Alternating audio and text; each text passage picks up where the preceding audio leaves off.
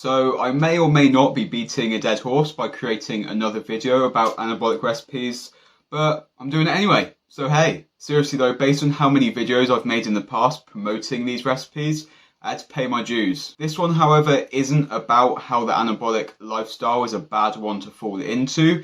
It is about how those recipes actually encourage overeating, which is exactly the thing that they aim to combat. Anabolic recipes claim that they're going to stop you from being hungry. They're going to combat your hunger and kill your cravings. And lately, I've come to realize that that's bullshit. In fact, in today's video, I'm going to be arguing that anabolic recipes do the exact opposite of that. They encourage overeating rather than fight against it. They encourage overeating far more than a mostly healthy, let's say 80%, 20% bad food diet. I know of this topic of video, I'm going to be triggering a lot of people. So just before you go in the comment section and tell me that I'm an absolute idiot and tell me exactly why I'm an idiot, don't forget to subscribe. Okay, so now, the claim is that anabolic recipes will stop you from overeating. And here are 3 reasons why that's not true. When you're making anabolic recipes, it suddenly becomes much easier to eat a large amount of food because it tastes damn good. And this is not new information.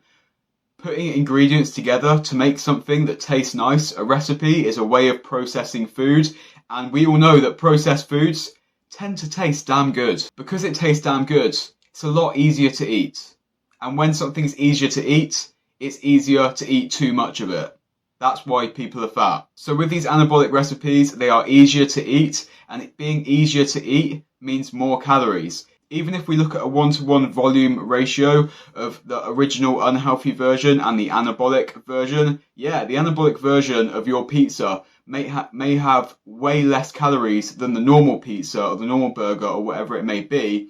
You're going to eat way more of your anabolic version because you feel like you can. So let's take that pizza idea and break it down a little bit. Most of you could easily crush a large pizza. It's not that difficult to sit down and eat a large pizza in one go. However, if I took a pizza into its base ingredients and served them up to you individually, it's a much different story. If I just gave you a plate with a 1-pound blob of dough, cooked dough, and then a block of melted cheese, and then a block of the pepperoni, you're not going to sit and eat all of that. It would be really weird. And if you were going to start eating the block of dough, the pot of marinara sauce, you're not going to be overeating on it because it's just going to be weird. However, if you combine all of those ingredients, suddenly you can eat all of it without even thinking about it. And that is exactly what anabolic recipes do. They make it easier to eat more food so that you end up eating the same amount of calories. The next part is about the behaviours and the habits that eating these recipes are going to teach you. Anabolic recipes make it safe and okay to eat huge amounts of food. Bigger portions than any normal human being would ever need to think about eating. But with the anabolic volume eating community, it becomes completely normalized. In fact, it becomes celebrated to eat these ungodly huge volumes of food because it fits in your calories, so why not? So far that all sounds fine because the calories are accounted for, you're not going to be gaining weight. But the problem comes as soon as you are removed from your normal environment. You go to a restaurant and you shit the bed. When you don't have your anabolic recipes to lean on, you're fucked.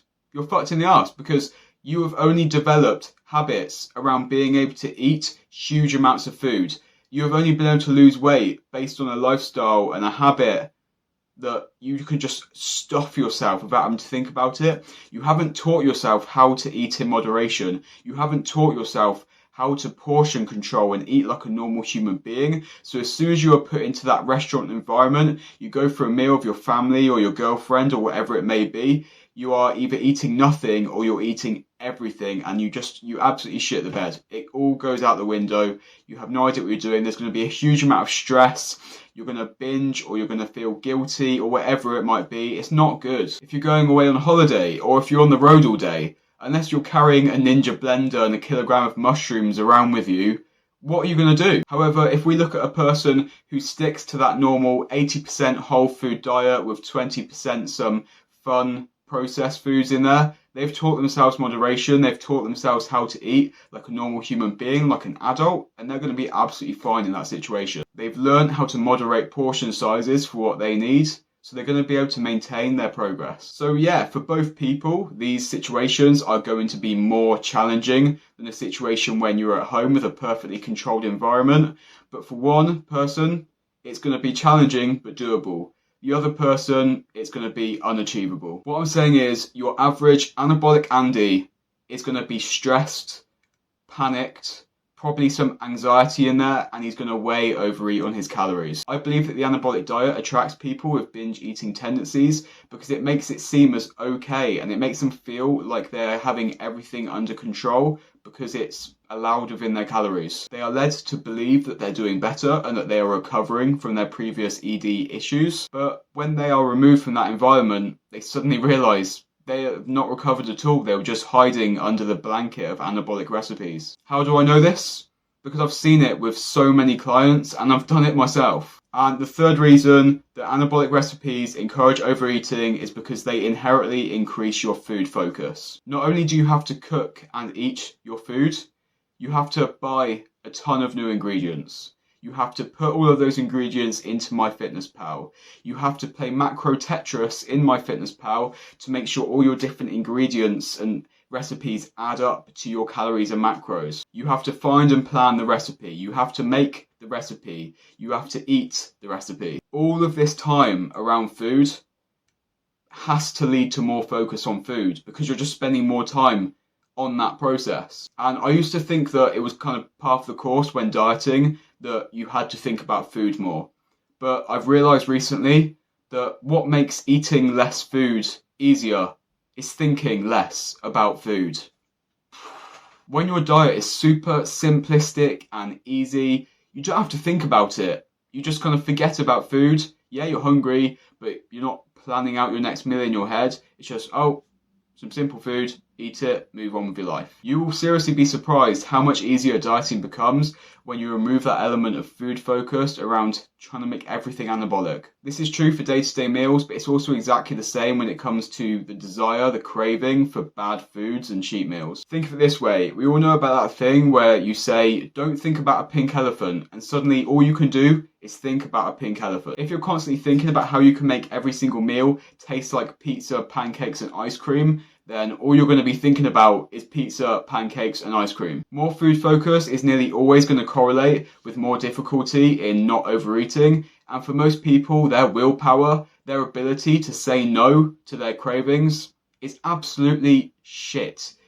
The willpower that most adults have is actually shocking, and that means they are far more likely to give in and have these high calorie foods when they are thinking about them more due to anabolic dieting. And those are just 3 of the reasons why I actually think that anabolic recipes encourage overeating, despite what everybody claims. And to be honest, it was easy to think of these 3 reasons. I could probably think of another 3 off the top of my head if I needed to, but I think this video has done the topic more than enough justice for today. I know I seem like a hypocrite from my new point of view, but honestly guys, it's like I've seen God. I thought for the longest time that this was the best thing to do, but I've seen God. He has enlightened me.